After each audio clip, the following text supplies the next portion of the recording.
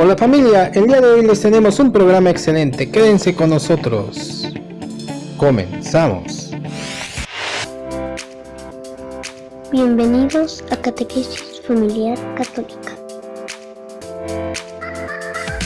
Presenta. El tema de hoy: Católico, ¿conoces tu iglesia?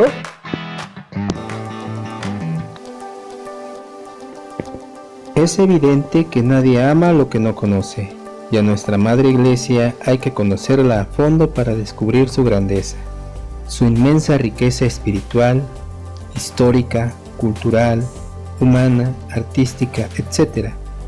La Iglesia Católica, constituida por seres humanos, ha tenido por desgracia fallas y las sigue teniendo, cosa que al mismo tiempo que no podemos negar y lamentar, es aprovechado ampliamente por sus enemigos para destronarla, echando una nube de humo para ocultar todo lo positivo. El Papa Benedicto XVI dijo en alguna ocasión en contra del amarillismo: un árbol que cae hace más ruido que el bosque entero. El lado positivo de la iglesia, de tu iglesia, es definitivamente más grande que las fallas humanas de algunos católicos. No te dejes desorientar. La Iglesia y la Biblia. La Biblia que conocemos contiene el Antiguo Testamento heredado del pueblo de Israel y continuada con el Nuevo Testamento. Es la palabra de Dios revelada a los hombres y ha sido custodiada, recopilada, estudiada, garantizada, transmitida de generación en generación por la Iglesia Católica. Podemos decir con toda razón que la Iglesia Católica es la madre de la Biblia que tenemos hoy en nuestras manos, la misma que los protestantes usan para malinterpretar lamentablemente. No fue la Biblia la que fundó a la Iglesia, sino todo lo contrario. Con toda autoridad, la Iglesia ha desechado muchos libros escritos antes y después de Cristo, tachándolos de apócrifos, o sea, de falsos, no inspirados por Dios.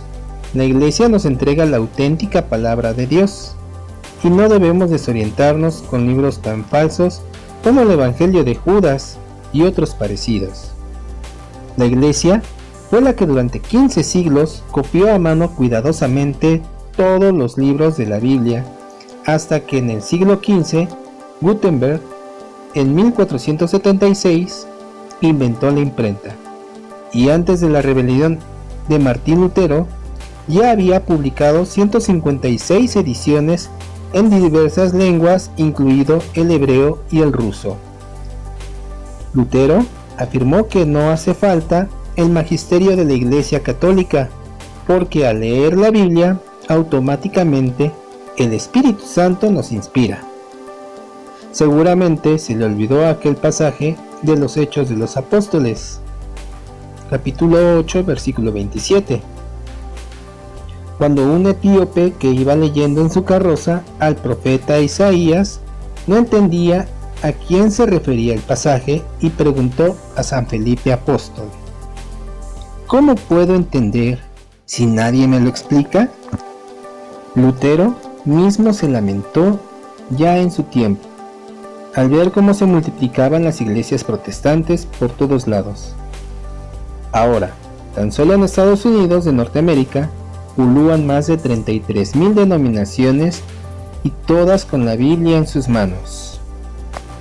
Historia de la Iglesia.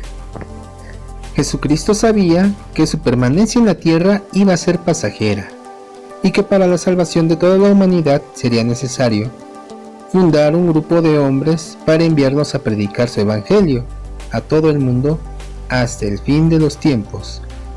A este grupo selecto de 12 personas los llamó apóstoles, esto es, enviados, y su jefe nato fue San Pedro, el primer papa de la historia. Fue Jesús mismo el fundador de su iglesia, destinada a ser católica, o sea, universal, desde su misma fundación. Como nos los muestra la Biblia misma, los apóstoles y discípulos se dispersaron por toda la costa del mar Mediterráneo, difundiendo el Evangelio, evidentemente impulsados por el Espíritu Santo, logrando así la conversión de millares de cristianos en el primer siglo. Recordemos que cuando San Pedro y San Pablo sufrieron el martirio en Roma, entre los años 64 y 67, ya había comunidades cristianas en muchas ciudades. Para cuando el emperador Constantino se convirtió al cristianismo en el año 313 y dio libertad a la iglesia, esta estaba ya fuertemente extendida y organizada por toda Europa. Esto es un hecho absolutamente irrefutable que algunos hermanos separados niegan con toda mala intención o con una total ignorancia de la historia de la Iglesia Católica, floreciente durante estos 3 siglos a pesar de la feroz persecución por parte de los gobernantes romanos. Los primeros monjes religiosos, llamados anacoretas, monjes que vivían dedicados a la oración y contemplación, aparecieron en el desierto de Egipto desde mediados del siglo III, llegando a ser más de 1 millón, tanto hombres como mujeres. En Europa, gozando ya de la libertad, a partir del siglo IV florecieron las órdenes religiosas, como la fundada por San Benito, que difundió el Evangelio civilizando a Europa entera, llegando hasta Inglaterra e Irlanda. De Europa salieron miles de misioneros al mundo entero a difundir la fe, y de España nos llegaron 12 franciscanos, enviados por la reina Isabel la Católica, a petición del mismo Hernán Cortés. Después llegaron agustinos, dominicos, mercedarios, jesuitas, salesianos, etc., extendiendo el Evangelio desde la Alta California hasta la Patagonia. Tras la conquista de México, ante el reto de evangelizar a las tribus indígenas, traumadas por el fracaso de sus dioses, la evangelización recibió del cielo un impulso absolutamente sobrenatural, con la aparición en el Tepeyac de la Santísima Virgen de Guadalupe, estrella de la evangelización, según San Juan Pablo II, y patrona de toda América. En el milagroso ayate del indio San Juan Diego, los indígenas, interpretándolo, descubrieron al verdadero Dios, por quien se vive, y a Jesucristo el Señor. El cardenal Bifi declaró en una ocasión que ya era tiempo de que se divulgara nuestra historia, vista desde dentro, desde la óptica de los católicos, porque muchísimos historiadores han escrito lo que se les ha ocurrido, pero sobre todo en contra de la Iglesia.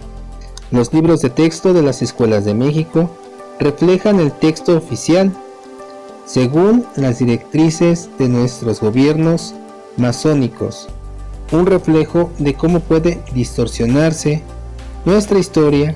Es el gigantesco mural de Diego Rivera, feroz comunista, pintó en el Palacio Nacional.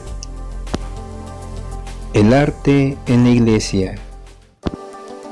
Nuestra fe ha inspirado desde el primer siglo a infinidad de pintores, escultores, arquitectos, músicos, poetas y dramaturgos. No tuvo la Iglesia libertad en los primeros 3 siglos del cristianismo para edificar nada, pero ya en las catacumbas aparecen sencillas pinturas mostrando a la Virgen María con el niño y otros santos.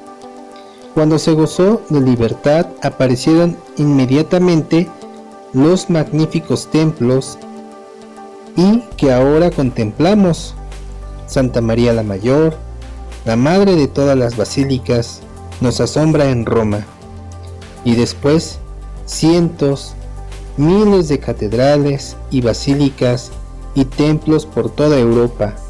Podemos admirar los templos de aquel estilo románico, austero, sencillo, inspirador, y después las increíbles catedrales góticas como la de la Colonia en Alemania, con la torre más alta de todas, Burgos, Segovia, Toledo en España, Notre Dame de París y Estrasburgo en Francia, la Catedral de México y cientos más, hasta culminar en el extraño gótico creado en Barcelona por el genial catalán Gaudí, la Sagrada Familia, recién consagrada por el Papa Benedicto XVI. ¿Será necesario mencionar la Basílica de San Pedro en Roma, cumbre mundial de la arquitectura religiosa? ¿Y qué decir de la escultura? Jesucristo, la Virgen María, los santos han inspirado desde siempre a los más sencillos escultores, nuestros Cristos mexicanos de pasta de caña, hasta las obras policromadas, talladas en madera de un realismo impresionante, debida a los más grandes escultores. No podemos olvidar a los maestros pintores, hasta el magnífico Greco o Velázquez, que nos conmueven con la maestría de sus pinceles. Una cosa notable hay que mencionar: no tan solo el arte eclesiástico existe en Europa, las diferentes culturas en el mundo también las han plasmado la fe según sus patrones. Tenemos bellísimas imágenes de la Virgen María, esculpidas en China o Japón, en blanco marfil o con rasgos orientales, o en África, vírgenes negras talladas en ébano, con su niño Jesús, precioso bebito negro también. ¿Y qué decir de la música? La fe ha inspirado a miles y miles de compositores, el impotente Juan Sebastián Bach, Mozart, Palestrina y multitud de compositores a los cuales debemos miles de misas y oratorios hasta llegar a nuestro compatriota Miguel Bernal. Imposible enumerar más. La doctrina de la Iglesia.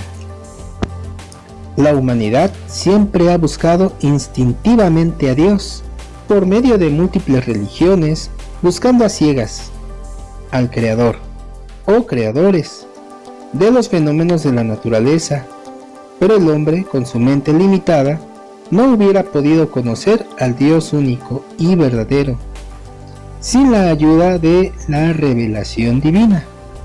Esta se dio a Israel, el pueblo elegido de Dios, por medio de los profetas, que rechazando tajantemente el culto a los dioses falsos, anunciaron la existencia de un único Dios verdadero.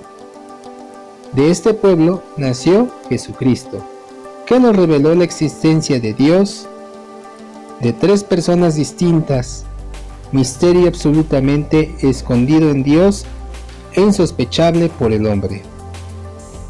Ciertamente, el misterio de la Santísima Trinidad sobrepasa la capacidad de nuestro entendimiento. Creemos en ello tan solo porque Jesucristo nos lo reveló, y Jesucristo demostró ser persona divina con sus innumerables milagros, sobre todo con su gloriosa resurrección de entre los muertos. Toda nuestra fe y religión están basadas en la Santísima Trinidad. Fuimos bautizados desde niños en el nombre del Padre, del Hijo y del Espíritu Santo. Así da comienzo en la Iglesia Católica cada oración, cada sacramento, el gesto cotidiano de persignarse en el nombre de las tres divinas personas. Así lo revela. Es en la Iglesia Católica en donde los más grandes teólogos de la talla de San Agustín o de Santo Tomás de Aquino nos dan el más profundo conocimiento de Dios. Esta verdad, este dogma fundamentalísimo del cristianismo, es compartido por la mayoría de las iglesias protestantes, pero no por todas. imposible establecer un diálogo con los testigos de Jehová y similares. Otras iglesias protestantes han ido cambiando tanto su credo como sus costumbres de acuerdo con los cambios políticos y sociales. Por ejemplo, los anglicanos, que aceptan el aborto y han ordenado sacerdotisas y aún obispas, dejándose llevar por la ola de feminismo actual. O los mormones, que han suprimido al menos oficialmente la poligamia, que fue uno de sus fundamentos. Otras denominaciones han aceptado la homosexualidad aún entre sus pastores. Tan solo nuestra iglesia ha sido fiel al evangelio a pesar de las presiones sociales. Los sacramentos en la iglesia. Jesucristo nuestro Señor instituyó los 7 sacramentos para comunicarnos su propia divinidad, la gracia santificante, y puedes estar seguro de que tan solo en la iglesia encuentras la fidelidad a estos ritos sagrados. Cuando el sacerdote oficia en los sacramentos, no lo hace en nombre propio, sino en el de nuestro Señor Jesucristo, in persona Christi, de modo que es Jesús mismo quien oficia los ritos sagrados. El bautismo te comunica la gracia, te hace hijo de Dios y te hace miembro de su iglesia. Con el sacramento de la confirmación, el Espíritu Santo te convierte en adulto en la fe y te hace apóstol de nuestro Señor Jesucristo. En la Sagrada Eucaristía, Jesús está presente real y verdadera y sustancialmente con su cuerpo, sangre y divinidad. Definición del Concilio de Trento. Y se te da como alimento espiritual y con ello la prenda de la vida eterna. Así lo comprendió y practicó la Iglesia desde el primer siglo, como lo atestiguan relatos como el de San Justino del siglo II. Con la reconciliación, Dios te perdona tus pecados por mediación del sacerdote. Recuerda que el mismo día de su resurrección, Jesús dio a sus apóstoles este poder divino. Reciban al Espíritu Santo, a quienes perdonen los pecados, les serán perdonados. Juan capítulo 20, versículo 23. La unción de los enfermos perdona los pecados, acompaña y consuela al enfermo, en muchas ocasiones cura las enfermedades. El matrimonio fue el proyecto de Dios al crear al hombre y a la mujer, o sea, la formación de familias. Creced y multiplicaos. Génesis capítulo 1, versículo 28. Hombre, mujer e hijos, la familia natural que exige la indisolubilidad, fidelidad y fecundidad. La Iglesia Católica, a diferencia de las denominaciones protestantes, ha defendido a capa y espada estos principios, condenando los anticonceptivos, el crimen del aborto, el divorcio y, por supuesto, la farsa del matrimonio entre homosexuales. Jesucristo es el sumo y eterno sacerdote, único mediador, salvador de la humanidad, y eligió y envió a sus apóstoles a predicar el evangelio de salvación a toda la humanidad, concediéndoles sus poderes sobrenaturales por medio del sacramento del orden sacerdotal, comunicado a los hombres por la imposición de las manos del obispo.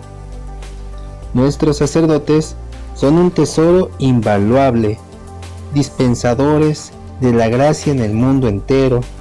Un sacerdote te bautizó y esperemos que otro sacerdote te encamine al cielo en tus últimos momentos.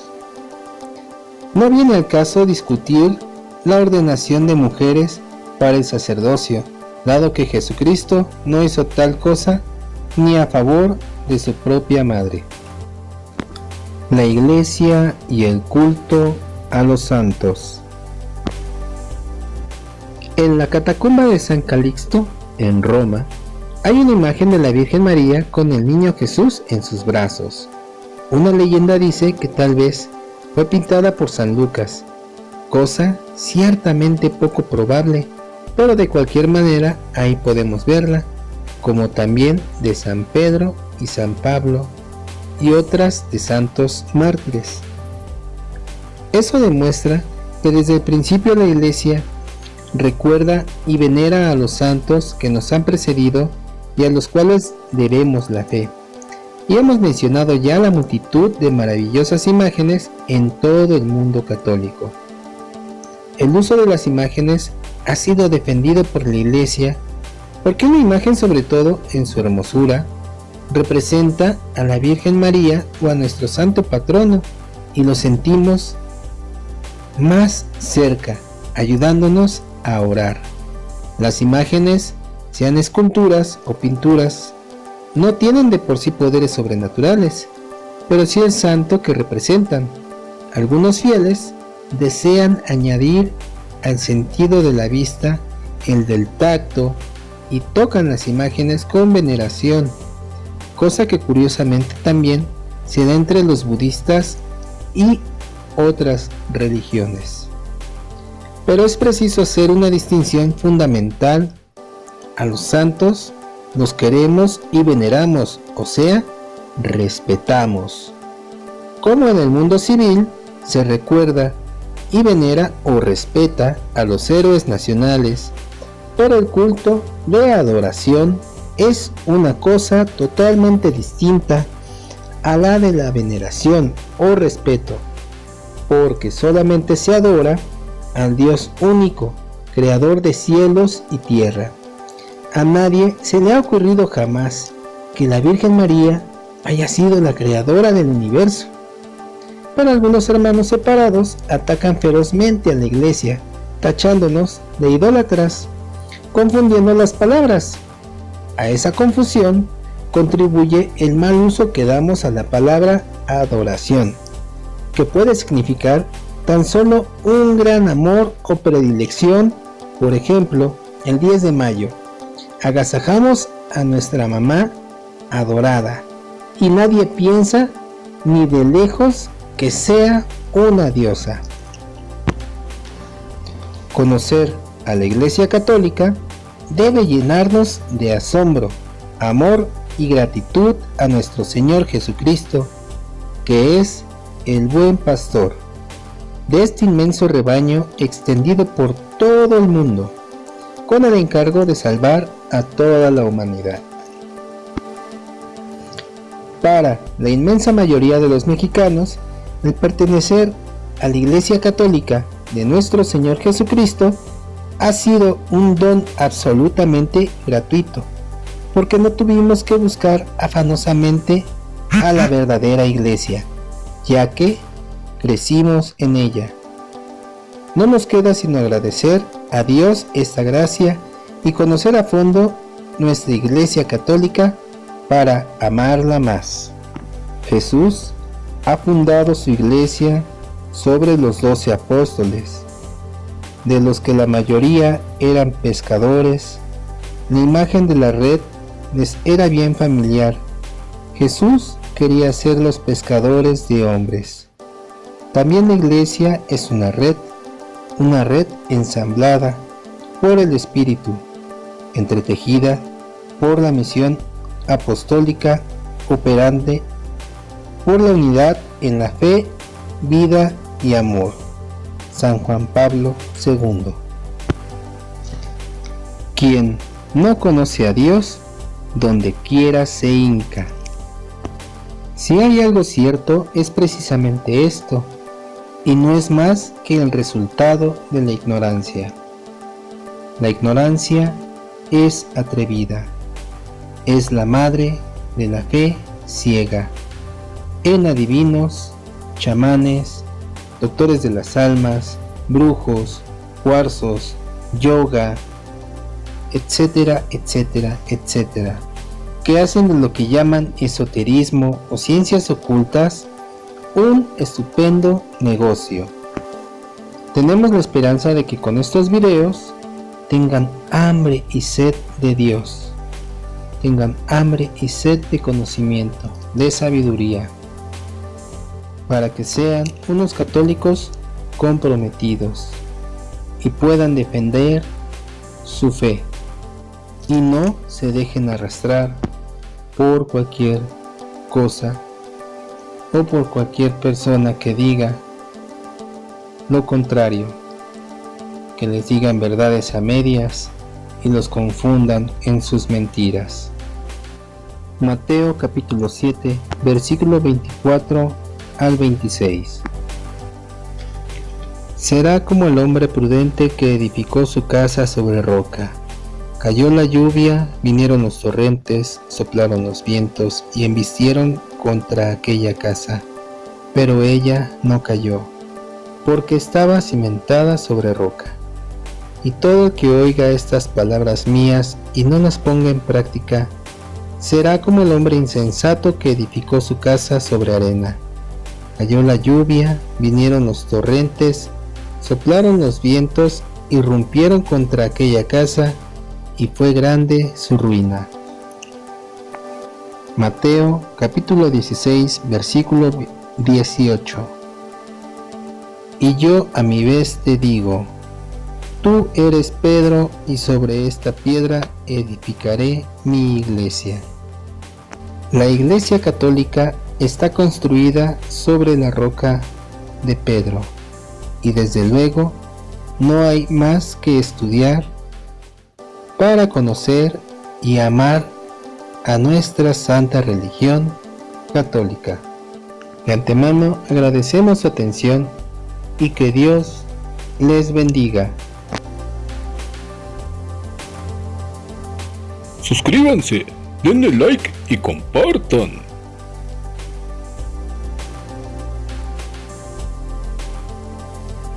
Recuerden, familia, que en la descripción del video estamos dejando nuestros enlaces o links para lo que son nuestras redes sociales, donde nos pueden encontrar, nos pueden escribir, pueden descargar el material para su catequesis, lo que son la Biblia Católica, el Catecismo de la Iglesia Católica y muchas más aplicaciones que pueden encontrar gratuitamente. Recuerden de activar la campanita de notificaciones para que no se pierdan ninguno de nuestros videos.